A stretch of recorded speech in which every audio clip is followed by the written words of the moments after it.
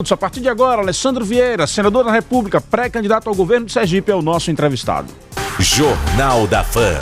Entrevista. Meu caro Alessandro Vieira, muito bem-vindo aos estúdios da Fã FM. Satisfação recebê-lo aqui. Bom dia, Narciso. Um prazer estar conversando com vocês novamente. Meu caro Alessandro Vieira, passados esses quase 4 anos aí, 3 anos e 4 meses de mandato, qual é o balanço que você faz desse seu mandato? É um balanço positivo. A gente tem feito o levantamento, a gente cobra muito, né, a equipe, cobra muito o meu próprio trabalho. E o nosso levantamento aponta que tudo aquilo que foi comprometido durante a campanha em 2018 foi cumprido, naquilo que está limitado à atuação do senador. Todas as propostas, todas as cobranças, a fiscalização, a forma de fazer o uso dos recursos públicos. A gente tem uma economia de mandato auditada, independentemente pelo ranking dos políticos, que chega a quase 12 milhões de reais em 3 anos e 3 meses, 3 anos e 4 meses. Então, desse ponto, você vê uma satisfação. Mas é claro que agora você tem experiência e conhecimento suficiente para mostrar e relatar para os sergipanos, para os brasileiros, o quanto é difícil mudar o nosso país, o nosso estado, o quanto está enraizado um sistema corrupto, envelhecido, e que impede qualquer tipo de avanço na redução de desigualdades, que deve ser a principal missão de qualquer político sério, reduzir a desigualdade, reduzir a miséria. É um trabalho em andamento, e eu acho que o desafio, no final das contas, vai ser geracional, ou seja, essa minha geração tem que prestar sua contribuição para que outras cheguem mais adiante e possam dar continuidade num processo de evolução do Brasil em geral. A gente está muito atrasado em vários temas. No que a CPI, no que a própria pandemia e a CPI da Covid deram um norte diferente em seu mandato? A CPI deu para os brasileiros em geral e para a gente que participou da investigação uma compreensão de quão grave é a distância que você tem entre os poderosos e a necessidade do cidadão brasileiro. Mesmo naquele momento tão difícil, as pessoas morrendo aos milhares por dia, você tinha gente querendo roubar.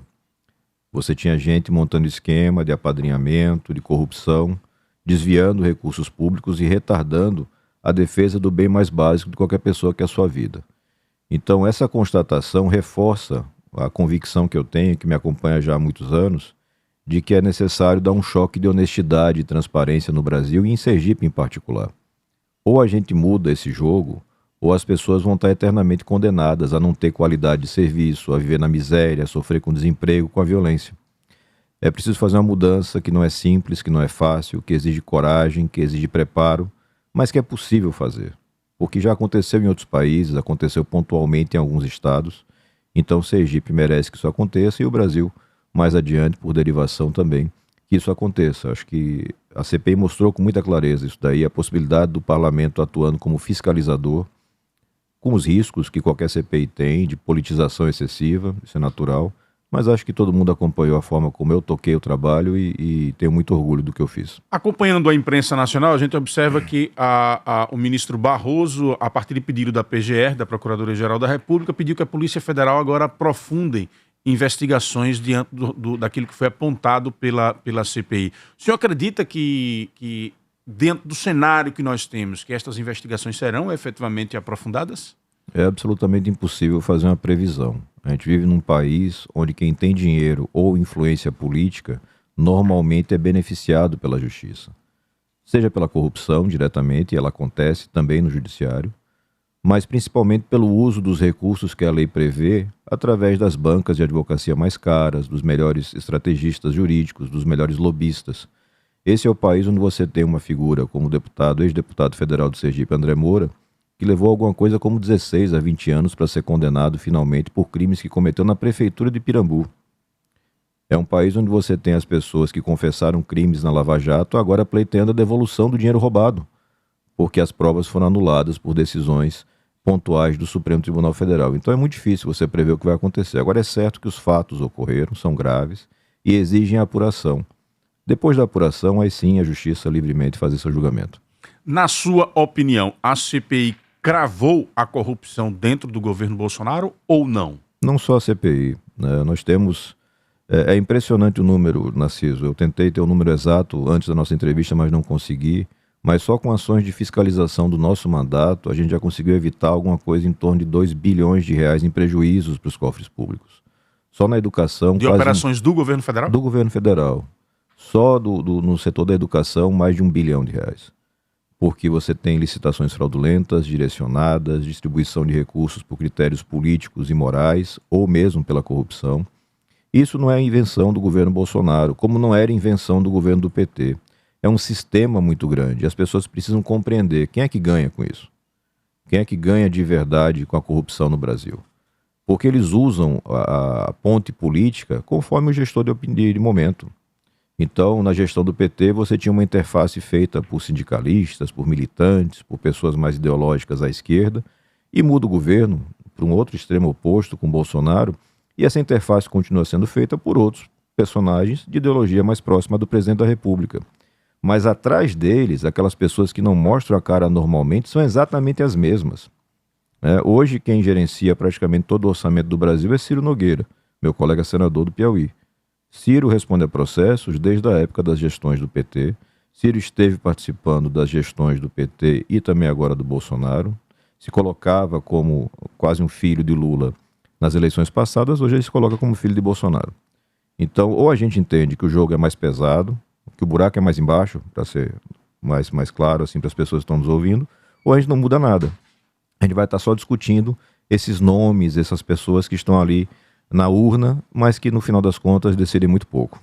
Naquele momento inicial ali do mandato, você pautou bastante essa questão da corrupção no judiciário, proposta da CPI. Avalia que acertou naquela estratégia ali naquele momento de tentar levantar esse debate ou foi uma perda de tempo, vamos dizer assim, dentro desta conjuntura nacional? Não, tanto estava correto que você vê agora o caos que a gente vive. O que eu pontuava e continuo pontuando? Não tem democracia séria no mundo sem um judiciário que tenha credibilidade. E o judiciário foi jogando fora a sua credibilidade ao longo dos anos, com decisões absolutamente opostas para casos iguais, a depender de quem é o advogado, a depender de quem é o réu. Isso foi corroendo a credibilidade. Você tem ministros do Supremo, das Cortes Superiores em geral, mas mais marcadamente do Supremo, que falam como políticos, que se reúnem como políticos, que atuam como políticos, e na hora que botam a toga, aí querem se portar como magistrados. Isso destrói totalmente a credibilidade. Então, a iniciativa foi inédita, ninguém teve coragem de fazer aquilo que a gente fez naquele momento. Até hoje, o pedido de CPI está lá na gaveta, porque eles não tiveram capacidade de enterrar definitivamente. Ficou pendente de um recurso nunca pautado para o plenário. À época, a decisão por não ter a instalação da CPI se deu com base num relatório do meu colega sergipano Rogério Carvalho e que contou na CCJ, na Comissão de Constituição e Justiça, com votos da União, do PT, dos bolsonaristas e de uma parte do Centrão. O que une essas pessoas? Por que em alguns momentos é todo mundo igual, farinha do mesmo saco, nessa turma que, teoricamente, na ideologia é tão diferente? É porque, no final das contas, quem manda neles é a mesma turma. Quem financia campanhas, quem faz toda a estratégia de manutenção de poder é a mesma turma, que usa a esquerda ou a direita conforme funciona melhor naquela eleição do momento. É lamentável quem tenha desperdiçado, porque em 2019 a gente poderia ter feito isso de uma forma equilibrada e democrática. Agora, às vésperas de uma eleição, é impossível. Porque você tem já dificuldade muito grande em manter uma eleição que seja transparente, que seja eficiente, que não tenha tanta violência. E a gente não tem mais condições de fazer isso, uma avaliação do trabalho de alguns ministros. É importante separar. A crítica sempre foi para indivíduos, não para a instituição. O judiciário é uma instituição respeitável e essencial na democracia, mas alguns ministros, claramente, excedem sua atribuição. E não foi só a CPI. Eu apresentei o pedido de impeachment do ministro Alexandre de Moraes em abril de 2019. É uma discussão que hoje você faz com um pouco mais de força, mas os erros, os abusos estavam marcados lá em 19, começo, primeiro semestre ainda. E aquela época nada avançou porque o governo Bolsonaro não quis. Os filhos com o rabo preso na justiça e o presidente da República, isso foi falado em tribuna, o falecido senador Major Olímpio, a senadora Soraya, que é do partido do presidente da República, a senadora Selma, que também, salvo engano, era do partido do presidente da República, reconheceram na tribuna que foram chamados ao Palácio para retirar suas assinaturas, para que esse tipo de iniciativa não avançasse, porque naquele momento não interessava para Bolsonaro. Então, valentia de internet muita gente tem, na vida real são poucos.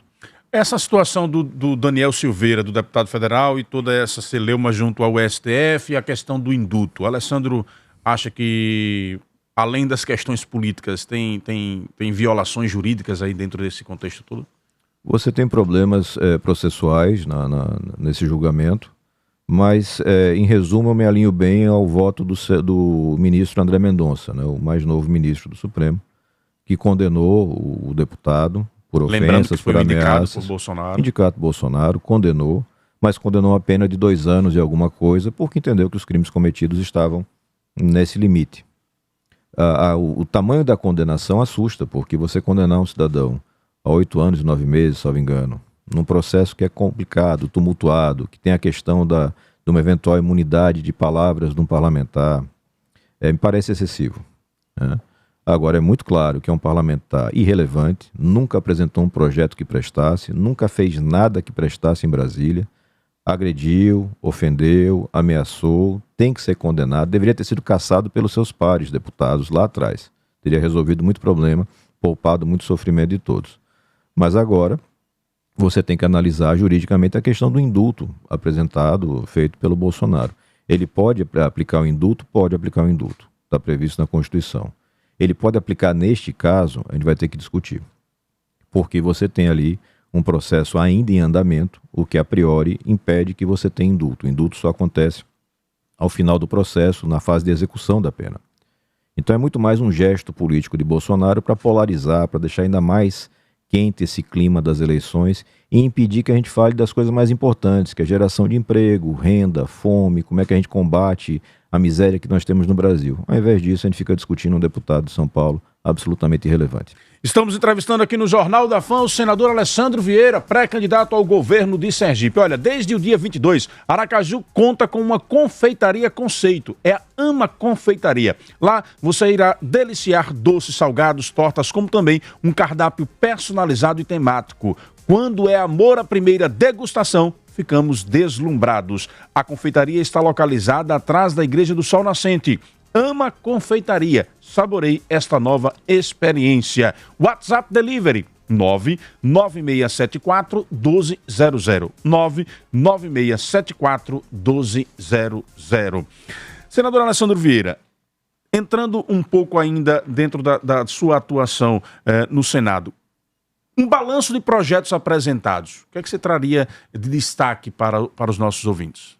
A gente teve essas questões de CPI, interrogatórios que chamam muita atenção da imprensa, mas para mim o maior motivo de orgulho é o relatório do auxílio emergencial. O que a gente fez ali naquela relatoria, com apoio dos melhores economistas da linha mais de atendimento social, foi fantástico, né? Nós conseguimos por unanimidade aprovar um projeto que atendeu a 70 milhões de brasileiros com auxílio naquele momento, e esse auxílio, quando veio da Câmara, atendia apenas 20 milhões. Quer dizer, a gente conseguiu incluir 50 milhões de brasileiros. São centenas de milhares de sergipanos que foram incluídos e protegidos no seu momento mais difícil. Esse é o maior ponto de orgulho. Agora, a gente teve vários pontos que avançaram. A relatoria na PEC transformou o feminicídio em crime imprescritível. Você tem uma série de projetos apresentados na área de segurança pública, combate à corrupção, transparência. A gente tem a questão do financiamento da educação com o Fundeb. Hoje, todo governante estadual, municipal, particularmente municipal, tem a consciência de que não vai faltar recurso para a educação. E, na verdade, o que tem faltado já há bastante tempo é gestão, não recurso. Mas o financiamento foi garantido de forma qualificada. A gente conseguiu avançar nisso. Existem alguns pontos que a gente não conseguiu avançar. Então, da parte de pauta mais de criminal, processual, penal, a retomada da possibilidade de prisão após condenação em segunda instância não avançou. Nós temos projetos nesse sentido. O fim do fundo eleitoral não avançou, a gente tem projetos nesse sentido. A melhoria na forma de escolha e seleção e prazo de mandato para ministro do Supremo, a gente tem propostas, mas elas não avançaram. Mas a defesa foi feita, foi apresentada. Então o saldo é francamente positivo. Nos cálculos que a gente faz, acompanhando o desempenho dos 81 senadores, ao longo desses 3 anos e pouco, 3 anos e 3 meses, a gente conseguiu a manutenção sempre entre os 5, 6 senadores que mais apresentaram projetos, relatos, relatórios, emendas, porque é uma exigência que a gente faz para todo o nosso trabalho de equipe. A gente tem que representar Sergipe no nível que Sergipe merece. Dentro do cenário nacional, como senador da República, atuante na oposição, digamos, ao governo federal, o que é que o senhor acha que trouxe de positivo o governo Bolsonaro para o Brasil? O que é de mais problemático? você tem uma melhoria técnica em alguns setores. Então, nós temos ministérios que funcionaram melhor do que funcionavam em governos passados. Dá para exemplificar muito claramente com os ministros Tarcísio e Tereza Cristina, Agricultura e Infraestrutura. Avançou bastante, né? Não avançou o tanto que nós gostaríamos na parte de infraestrutura, particularmente Sergipe tem obras atrasadas há muitas décadas. A duplicação da BR-101 Há uma mais cobrança marcante, muito grande em cima de vocês, congressistas. com relação a constante cobrança. Desde o primeiro ano, a gente tem garantido o financiamento no limite do que o DR aponta, o DENIT aponta que pode executar. Então, sempre foi feito assim. Desde o primeiro ano, 2019, a gente conseguiu incluir no orçamento o valor que o DENIT apontava como sendo exequível. Porque não adianta você colocar na teoria, para fazer propaganda, R$1 bilhão, quando na verdade o órgão só consegue executar 100 milhões. Então a gente conseguiu fazer isso andar, mas a velocidade ainda é muito baixa para aquilo que a gente precisa. Esses setores funcionaram. A gente tem uma morosidade no atendimento à pandemia, muito, muito grave. Isso foi um problema do Bolsonaro, mas que o Congresso, de certa forma, compensou, garantindo auxílio no valor e no tamanho necessário e garantindo a compra das vacinas no volume necessário. E daí para frente a coisa deslancha. Você tem problemas muito graves na gestão do presidente Bolsonaro quando ele deixa o trabalho de cuidar dos brasileiros para cuidar das bolhas ideológicas, das discussões aparentemente sem sentido. Ele é um presidente que trabalha muito pouco, né? Você não tem imagens, falas, notícia de reuniões sérias para tratar, por exemplo, do problema da gasolina, o custo dos combustíveis, o quanto isso impacta na vida das pessoas. Nada. Você tem uma tuitada, uma fala naquele cercadinho na saída do palácio, alguma coisa mencionada na live das quintas-feiras, mas trabalho que é bom você não vê. E um presidente da República tem que trabalhar muito. Então acho que Bolsonaro falha nisso. Ele manteve o ritmo que ele tinha como deputado. Ele foi um deputado de pouquíssima produção, nunca foi líder de comissão, nunca foi líder de bancada, nunca relatou nenhum projeto importante. Então ele levou um pouco essa rotina para o Palácio do Planalto e isso prejudica os brasileiros, porque o nível de dedicação que se exige de um governante é muito elevado, ele não atende. Eu acho que esse é o grande prejuízo, você rebaixar o nível de trabalho, levar tudo para um campo de debate polarizado. Então, a gente está agora discutindo essa situação do deputado federal Daniel Silveira e deixamos de discutir as questões que são mais prementes para os brasileiros. É uma estratégia de comunicação. Bolsonaro é um grande comunicador. Ele tem essa característica de falar bem com o cidadão, se comunicar de perto com o cidadão, e ele usa isso para maquiar os resultados, as falhas que o governo dele tem, uma boa parte delas causadas pelos filhos, que são figuras lastimáveis. No cenário local, qual a sua avaliação do governo Belivaldo, pontos positivos e negativos? Belivaldo pega um governo que é um desastre de Jackson Barreto, não sou eu que falo, muita gente fala que foi o pior governador da história recente do estado de Sergipe, e consegue, por vários fatores, colocar as contas em dias, né? Você tem salários que voltam a ser pagos dentro do mês, você tem fornecedores razoavelmente pagos dentro da sua rotina. Essa é uma vantagem do governo Belivaldo, deve ser reconhecida. É preciso apontar que isso acontece dentro do contexto da pandemia, quando estados e municípios deixaram de ter obrigações de pagamento que tinham antes por conta de decisões lá de Brasília. Isso abriu um espaço para que tudo acontecesse.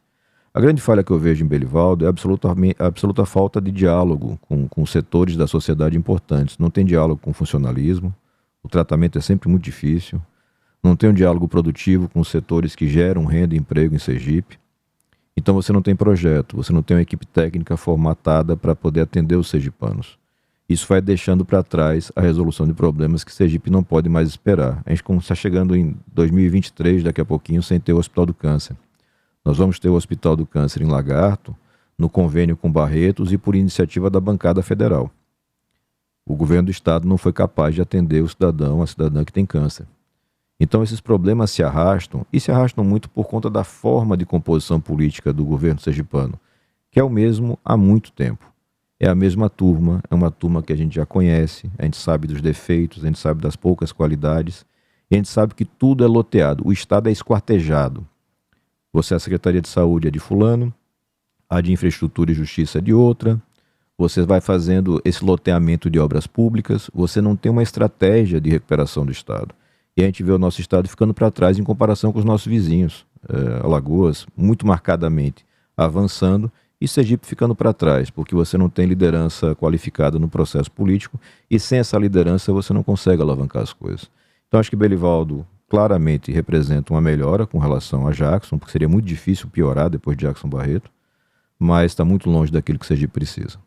Estamos entrevistando Alessandro Vieira aqui no Jornal da Fã. Olha, lembrando que clientes residenciais, comerciais e industriais podem negociar seus débitos vencidos até o dia 30 de novembro de 2020, com desconto à vista ou parcelado em 100% de multa e juros. A Companhia de Saneamento de Sergipe, DESO, atenta a soluções que facilitem o dia a dia do cliente, está estabelecendo critérios e condições para negociações de débitos referentes às faturas mensais de fornecimento de água e serviços de esgoto, entre outros, para os clientes das categorias residencial, comercial e industrial, de acordo com o Plano Especial de Recuperação de Crédito, PERC.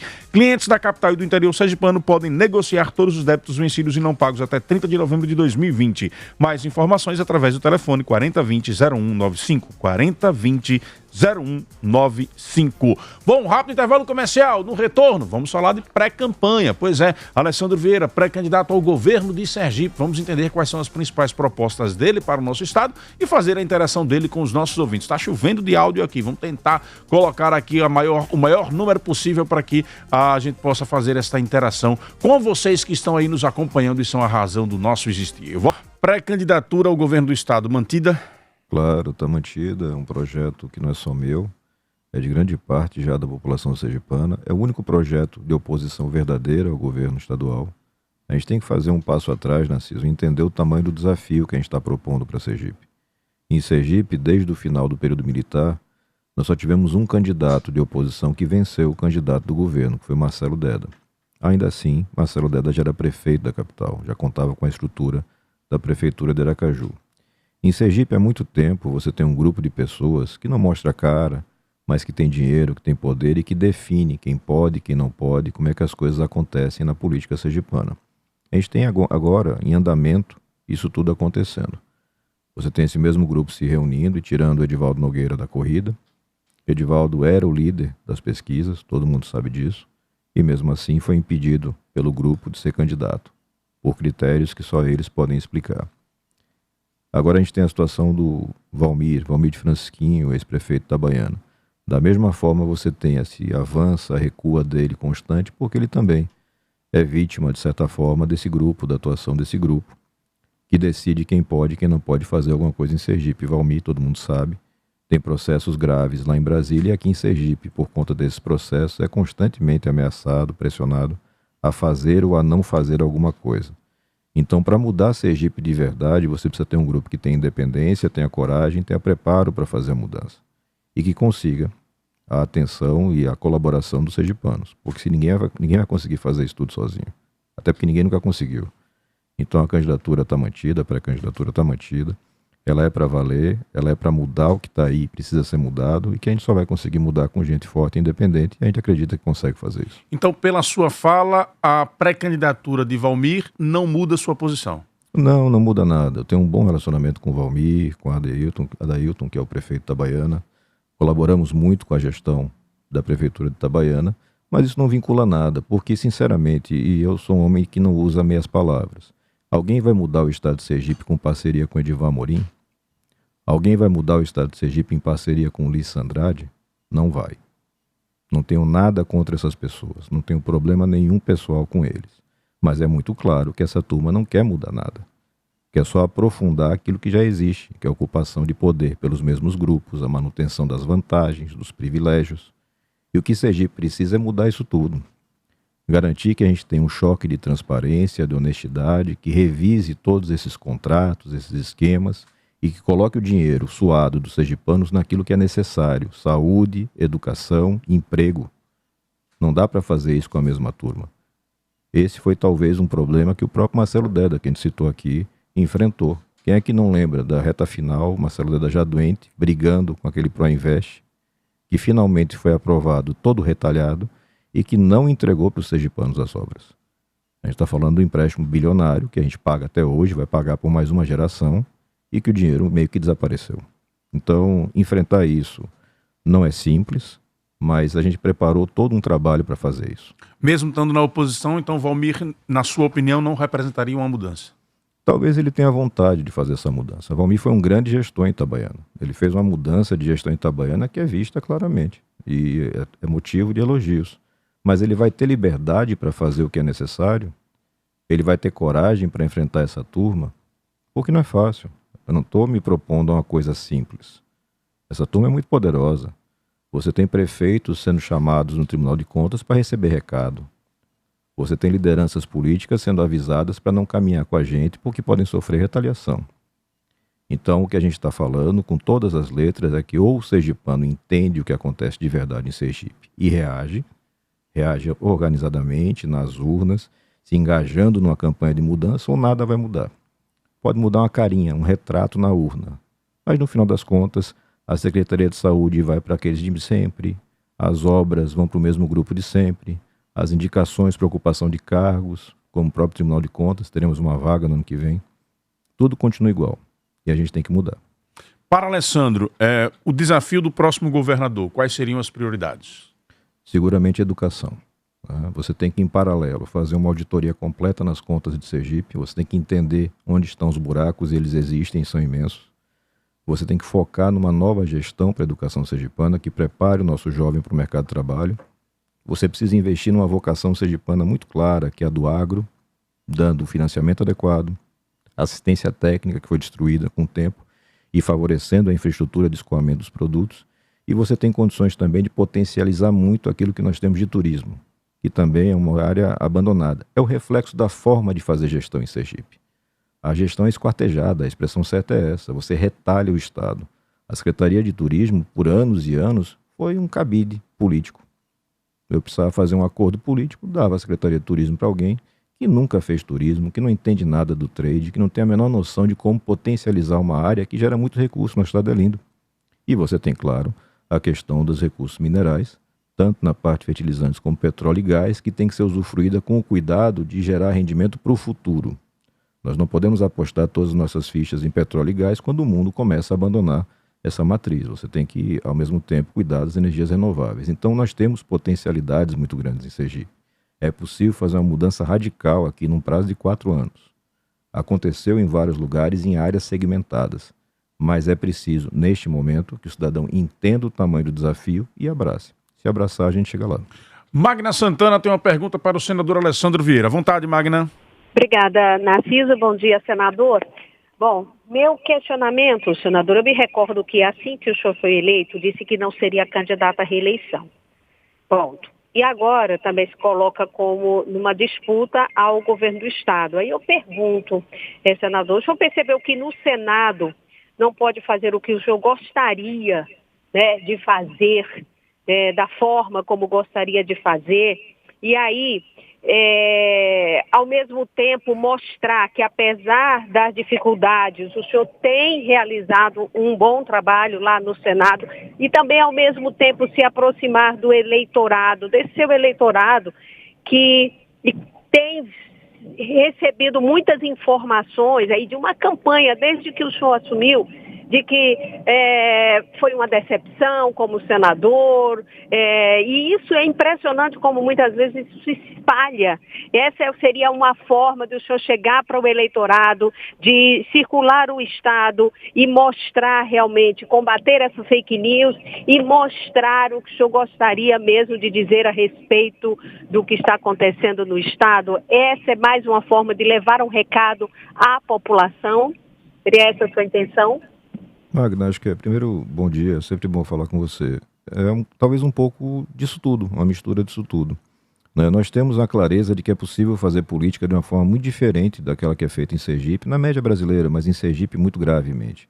Eu vou lhe dar alguns exemplos rápidos. Né? Nós conseguimos alocar em emendas, nesses 3 anos, 145 milhões de reais aproximadamente. Esse recurso foi todo distribuído de forma transparente. Todos os municípios receberam, 75 municípios receberam. Nenhum prefeito pode dizer que teve barganha por voto, apoio eleitoral, coisa que o valha. Nenhum empresário pode falar sobre isso. A distribuição da maior parte desse recurso se dá por edital público, ou seja, as pessoas podem escolher projetos, votar nos projetos, apresentar projetos. Inclusive está em andamento agora o edital para 2023, está aberto até 8 de maio nas nossas redes. A pessoa apresenta a sua ideia, a sua sugestão. Isso vem atendendo demandas do todo o Estado. Mostrar que essa diferença pode ser implementada na realidade, para mim, é muito importante. Mas, apesar da necessidade, sim, de combater as mentiras, as fake news, a necessidade de mostrar para as pessoas que tem um trabalho diferente na praça acontecendo, O mais importante para mim é garantir que os sergipanos têm aquilo que é de direito deles, o direito de ter um futuro. Você não vai ter futuro com essa turma que está aí. Eles já gastaram tudo que podiam gastar, de tempo, de paciência, de desperdício, de incompetência, de corrupção. A gente vai ficar condenado a vida inteira a ficar com esses caras, os mesmos caras? Não faz sentido nenhum. Então eu entrei na política para tentar fazer essa mudança. E essa mudança, caso os sergipanos entendam que chegou a hora, vai acontecer. E acontece muito rápido, se você tem o poder na mão, se você tem a caneta na mão para fazer. Porque tem coisas que exigem uma negociação política com a Assembleia Legislativa e outras tantas que podem ser feitas por decretos, por resoluções. O governo do Estado de Minas Gerais é exemplo nesse sentido, de uma mudança na gestão para garantir o favorecimento ao empreendedor, a quem gera emprego, a quem produz renda, a quem leva recursos para o interior do Estado, faz investimentos. Dá para fazer muita coisa pelo nosso Estado, muita coisa.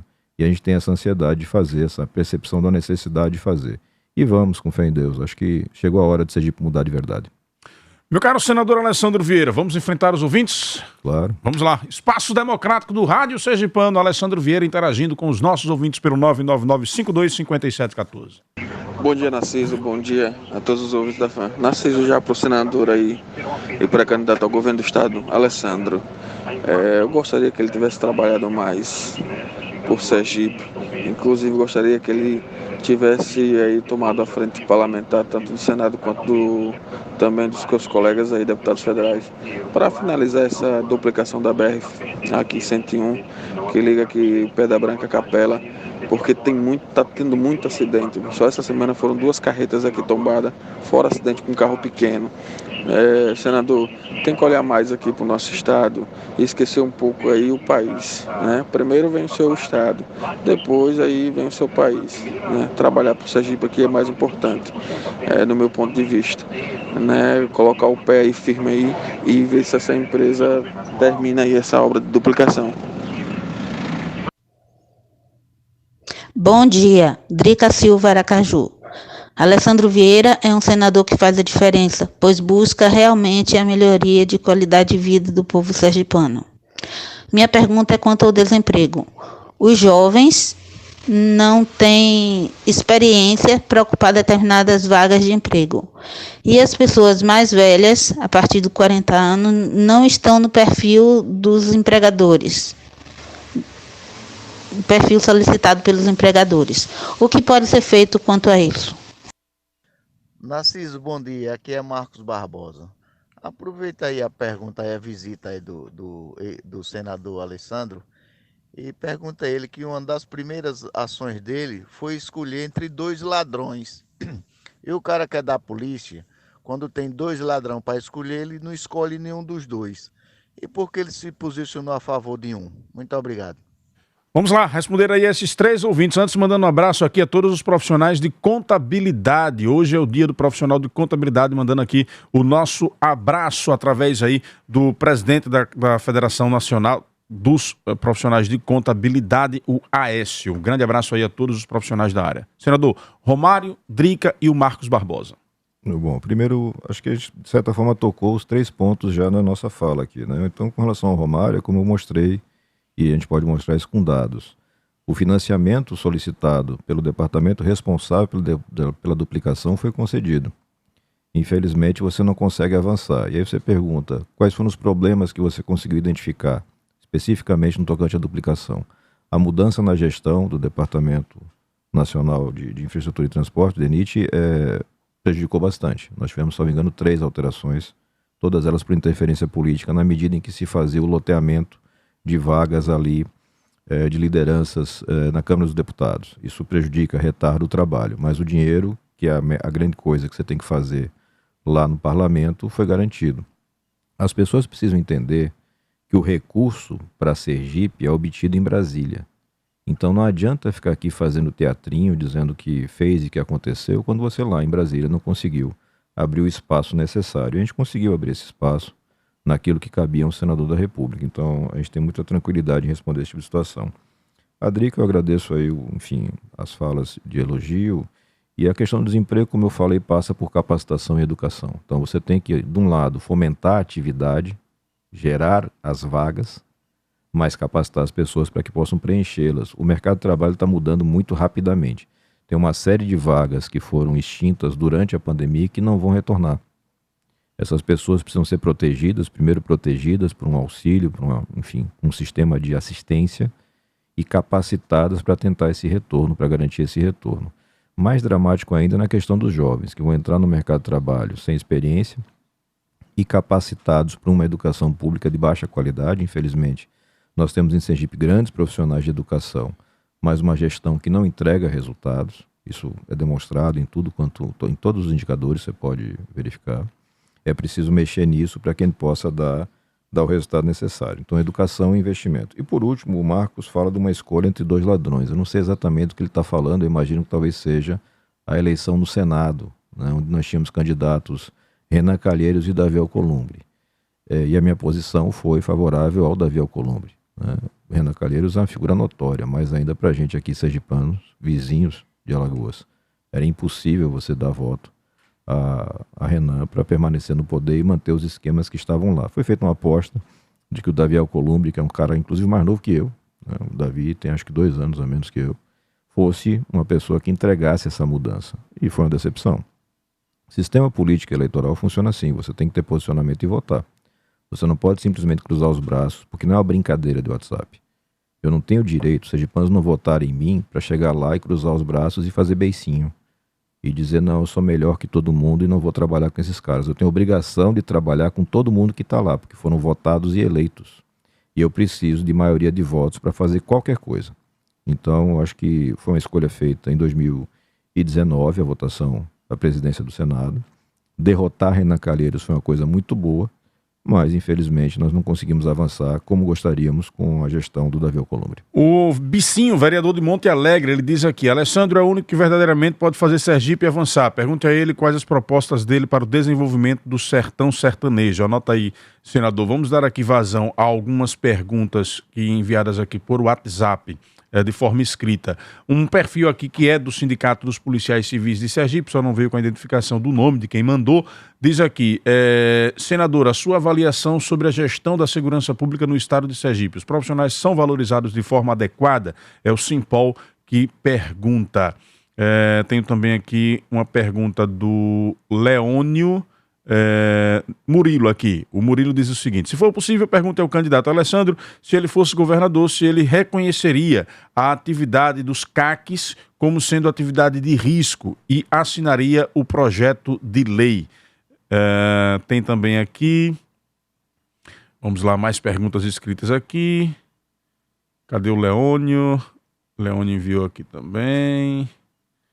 Um aviso aqui do Wellington: tem ônibus da aviação modelo mais uma vez quebrado na Avenida José Carlos Silva. Já virou piada essa situação da aviação modelo aqui na capital. Eu sou o Augusto de Nossa Senhora de Lourdes. Gostaria de saber do senador quais as suas ideias em respeito da expansão do agronegócio aqui no nosso estado. Já falamos um pouco sobre isso, mas pode, sem problema nenhum, repetir para atender aí o pedido do ouvinte. Anota mais uma aí, senador. O Pedro de Itapuranga. O delegado André Davi falou em entrevista que sua atuação policial serviria como credenciamento para tentar uma cadeira no mundo político e fez duras críticas a Alessandro, dizendo que, ao contrário, ele trabalhou contra a posse de armas dos cidadãos e que, enquanto delegado, nunca tinha visibilidade nenhuma, pois ele não ia para a rua. Segundo Pedro de Itapuranga, o André Davi teria dito isso e ele pede para que você faça um comentário. O Lindomar, ele diz aqui: pergunte a Alessandro por que ninguém foi punido ainda com relação ao que foi apurado na CPI. Vamos a essas aí, enquanto eu encontro aqui a do Leônio, que acabou fugindo aqui na enormidade de perguntas enviadas pelos nossos ouvintes. Eu quero agradecer a todos pela imensa audiência. Bom, não foi possível anotar o nome de todos, mas a primeira pergunta é sobre o sertão. E é muito simples. E é o Bicinho, vereador lá de Monte Alegre. Bicinho. Um abraço para vocês aí de Monte Alegre. E acho que se soma um pouco ao Augusto, a gente pode juntar essas duas questões, né? A questão do agro, que o Augusto traz, e do Bicinho aí a questão específica do sertão.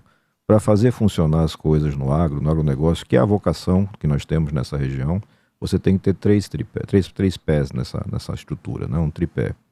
Você tem que ter infraestrutura adequada para escoamento, você tem que ter financiamento adequado, e nós temos uma vantagem para tocar nisso, que é o Banese. O Banese não deve ser um banco de disputa de varejo, ele deve ser um banco de fomento da atividade dos sergipanos.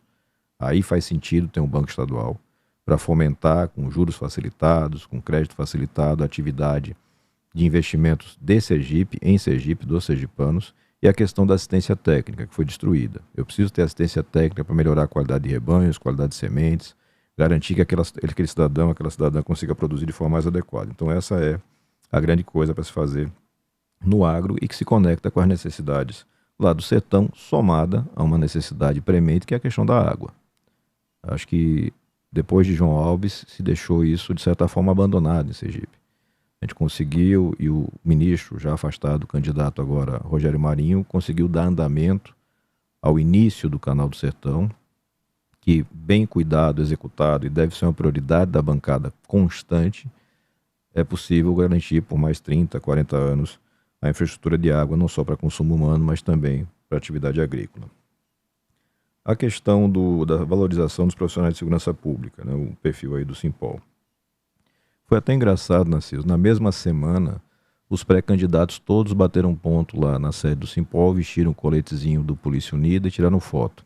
Declarando que faziam parte do time agora. Eu acho bonito assim isso tudo, né? Mas na vida real as coisas não funcionam desse jeito. Porque essa turma toda, à exceção de Valmir, está no governo.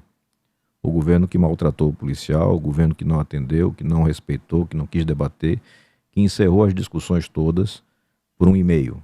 Não teve nem o respeito de dar um telefonema para as lideranças. Quem está no Simpol de verdade, quem acompanha lá a disputa, sabe que eu acompanho isso de perto desde o início e tomei o cuidado de não participar ostensivamente para não prejudicar os trabalhadores da segurança. Porque é muito claro que se colocar a minha cara, o meu nome, o governo tem uma má vontade terrível. Porque o desespero dessa turma é ter uma mudança de poder em Sergipe. Então isso foi combinado, eu recebi todas as lideranças, eram militares, bombeiros, policiais, falei com relação às possibilidades que eles teriam de propostas e como eu me portaria, e cumpri religiosamente com aquilo que estava comprometido. Acho que é importante, no começo do próximo ano, você chamar novamente todas as equipes de sindicatos da segurança pública para tratar dessa questão da valorização, da reestruturação de carreiras, mas também da mesma forma como eu me porto com muita transparência. O mais urgente hoje é atender a educação, porque a carreira do magistério foi destruída, a saúde, que deixou 14 mil pessoas sem nenhum reajuste, e discutir com calma e com prazo a reestruturação das carreiras da segurança pública. Não vou ficar fazendo teatro ou vestindo colete de sindicato para agradar A ou B e pedir voto para A ou B. Não funciona assim. Pelo menos eu não funciono assim. Tem que ser transparente e honesto com as pessoas. Mais urgente é professor, carreira foi destruída. Mais urgente é saúde, 14 mil ficaram sem nada. E a segurança pública, em paralelo, é uma renegociação de estrutura de carreira, que deve passar também por uma valorização maior dos profissionais. Você tem que dar mais atribuições a agentes, a escrivães, a oficiais subalternos, enfim, você tem que mudar um pouco mais isso para valorizar a boa qualidade que nós temos no pessoal. Murilo pergunta sobre os CACs como atividade de risco e as legislações estaduais sobre o tema. É uma legislação de baixa eficiência. Você tem que resolver isso lá no Congresso. A gente tem interagido muito com essa questão. Isso é muito criticado por eles. Falta muito ler, assim, é uma coisa que preocupa o tanto que os influenciadores de internet hoje respondem para a interpretação sem a menor, enfim, cautela de ler os textos. Quem acompanhar, e a gente explica isso com toda a paciência para quem quiser. Hoje, tudo que você tem estruturado é com base em decretos. Se você muda o governo, agora em 23, esses decretos muito provavelmente caem. E você tem pessoas que fizeram grandes investimentos pessoais e que vão ter seu direito questionado, a chamada segurança jurídica. Então a gente precisa legislar, a gente precisa chegar a um acordo no Congresso para ter lei sobre o tema, garantindo para aquele que é CAC de verdade os benefícios necessários para que possa fazer sua atividade. Não tem problema nenhum nisso. Aumentar o volume de armas, o acesso, facilitar o acesso, não é um problema. Nunca foi, está nos nossos relatórios, nas emendas apresentadas. Agora, quem quiser argumentar comigo que fuzil é arma de defesa, eu não vou concordar nunca. Quem quiser argumentar comigo que é razoável um cidadão comprar 16 armas do mesmo modelo e calibre para ter dentro de casa, não vou concordar também. Então, tudo é uma questão de ajuste de texto. Eu recebi algumas pessoas aqui em Sergipe para falar de ajustes técnicos que são importantes, no tocante a calibre, local de guarda. Isso tem que avançar, mas ou a gente legisla, ou vamos deixar isso de novo na mão da justiça. E aí depois os caras reclamam que o judiciário invade a atribuição. Claro que invade. Se o cara não faz o trabalho no legislativo, alguém vai ter que fazer, acaba sendo o judiciário, sem o crivo razoável e político. E temos o CPI novamente, acho que a gente já falou bastante sobre a CPI, a gente depende agora da Polícia Federal e do Ministério Público Federal. Infelizmente, Augusto Aras é um procurador-geral da República que trabalha politicamente, né, de uma forma muito ostensiva, isso é negativo, mas, como você noticiou, as provas foram encaminhadas para apuração e a gente vai saber mais adiante se aconteceu alguma coisa. E o Pedro fala de uma suposta comentário, crítica do colega delegado André Davi. Não tem por que entrar nesse tema. Acho que são 20 anos de polícia, as pessoas podem avaliar se eu trabalhei ou não trabalhei. Avaliaram isso em 2018, a votação mostrou. Vão poder avaliar agora o André também. O André, acho que é pré-candidato a deputado estadual, ou federal, não sei. Desejo sucesso para ele. É sempre bom você ter profissionais da segurança entrando nessa seara, mas lá ele vai entender direitinho que ele não vai estar numa brincadeira de internet. Lá as coisas são sérias, as pessoas têm que apresentar propostas, discutir com os outros em nível de igualdade e respeito, e eu desejo todo sucesso. Pode entrar, a casa é sua. A casa decorada do Barra Garden está pronta para você. Agende uma visita e imagine sua nova vida. Vive em um empreendimento sinônimo de liberdade que só uma casa CL pode proporcionar, com a segurança de um condomínio fechado na área mais valorizada da Barra dos Coqueiros. Casas de 2 ou 3 quartos com cozinha americana e uma moderna fachada. São 20 itens de área de lazer em mais de 10 mil metros quadrados. Fale com os corretores de plantão da CL através do WhatsApp 988919693. 988919693. Agende sua visita. Ela casa com você. Senador, vou encerrar aqui com a pergunta do Leônio, porque quero complementar ela para o senhor também.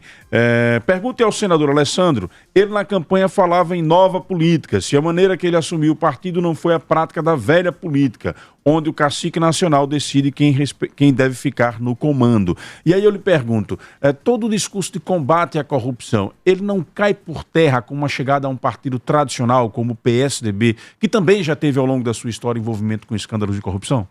Não, você tem os partidos políticos como uma ferramenta necessária para participar do processo, né? Você não tem como participar de uma eleição sem partido. Então, é como eu digo, a vida nas redes sociais, na internet, às vezes é muito fácil e bonitinha, mas na prática você tem que ter um partido para trabalhar. O PSDB tinha aqui o diretório mais ineficiente do Brasil, né? Não elegeu vereadores em Aracaju, desempenho realmente muito baixo. E isso gerou uma possibilidade de mudança de partido no momento que a gente teve uma federação estabelecida entre PSDB e Cidadania. Eu votei contra a federação.